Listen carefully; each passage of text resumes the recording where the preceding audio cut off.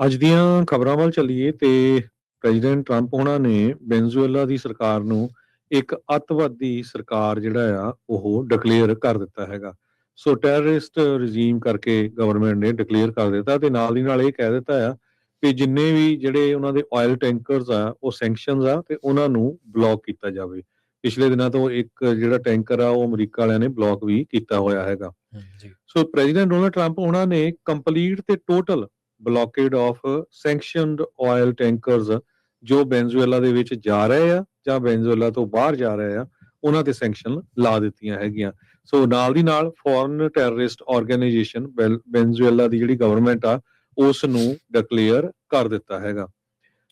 Expert ਜਿਹੜੇ ਆ ਉਹ ਇਹ ਕਹਿ ਰਹੇ ਆ ਆਇਲ ਮਾਰਕੀਟ ਦੇ ਵਿੱਚ ਇਹਦਾ ਜਿਹੜਾ ਜ਼ਿਆਦਾ ਅਸਰ ਨਹੀਂ ਪਊਗਾ ਪ੍ਰਾਈਸ ਦੇ ਉੱਤੇ। ਟਰੂਥ ਸੋਸ਼ਲ ਮੀਡੀਆ ਦੇ ਉੱਤੇ ਟਰੰਪ ਉਹਨਾਂ ਨੇ ਕਿਹਾ ਵੀ ਵੈਨਜ਼ੂਏਲਾ ਜਿਹੜਾ ਆ completely surrounded by largest armada ever assembled in the history of South America। ਜੀ ਸੋ ਕਹਿੰਦੇ ਪਈ ਚੋਰੀ ਕਰ ਰਿਹਾ ਸਮਾਨ ਦੀ, ਟੈਰਰਿਜ਼ਮ ਫੈਲਾ ਰਹੇ ਹੈਗੇ, ਡਰੱਗ ਸਮਗਲਿੰਗ ਕਰ ਰਿਹਾ, ਹਿਊਮਨ ਟ੍ਰੈਫਿਕਿੰਗ ਕਰ ਰਹੇ ਹੈਗੇ।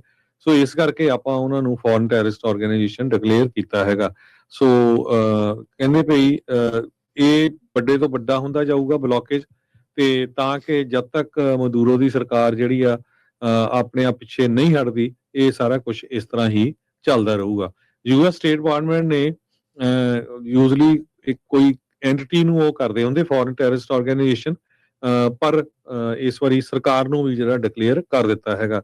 ਸੋ ਕਹਿੰਦੇ ਵੀ ਕੋਈ ਵੀ ਜਿਹੜਾ ਅਮਰੀਕਾ ਦਾ ਸਿਟੀਜ਼ਨ ਕਿਸੇ ਤਰ੍ਹਾਂ ਦੀ ਵੀ ਮਟੀਰੀਅਲ ਸਪੋਰਟ ਜਾਂ ਰਿਸੋਰਸਸ ਜਾਂ ਮੰਨ ਲਓ ਵੀ ਪੈਸੇ ਜਾਂ ਕਿਸੇ ਤਰ੍ਹਾਂ ਦੀ ਵੀ ਜਿਹੜੀ ਸਪੋਰਟ ਉਸ ਕੰਟਰੀ ਦੀ ਕਰੂਗਾ ਤੇ ਉਹ ਰਿਸਪੌਂਸੀਬਲ ਹੋਊਗਾ, ਉਹ ਚਾਰਜੇਬਲ ਹੋਊਗਾ।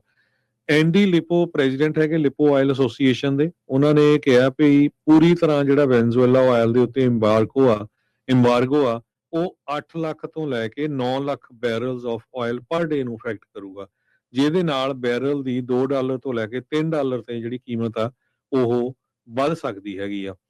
ਪਰ ਕਹਿੰਦੇ ਵੀ ਜਿਹੜੀਆਂ ਆਇਲ ਮਾਰਕੀਟਸ ਆ ਉਹ ਵਾਚ ਕਰ ਰਹੀਆਂ ਚਾਈਨੀਜ਼ ਰਿਐਕਸ਼ਨ ਕੀ ਹੋਊਗਾ, ਜਿਹੜੇ ਕਿ ਸਭ ਤੋਂ ਵੱਧ ਵੈਨਜ਼ੂਏਲਾ ਦਾ ਜਿਹੜਾ ਤੇਲ ਆ ਉਹ ਖਰੀਦਦੇ ਹੈਗੇ ਆ। ਪਿਛਲੇ ਦਿਨਾਂ ਦੇ ਵਿੱਚ ਜਿਹੜੀਆਂ ਆਇਲ ਦੀਆਂ ਪ੍ਰਾਈਸਿਸ ਆ ਉਹ ਕਾਫੀ ਲੋ ਗਈਆਂ ਹੈਗੀਆਂ। ਈਵਨ ਕਰੂਡ ਆਇਲ ਜਿਹੜਾ ਆ ਉਹ $55 27 ਸੈਂਟ ਨੂੰ ਪਰ ਬੈਰਲ ਤੱਕ ਵੀ ਪਹੁੰਚ ਗਿਆ ਸੀ।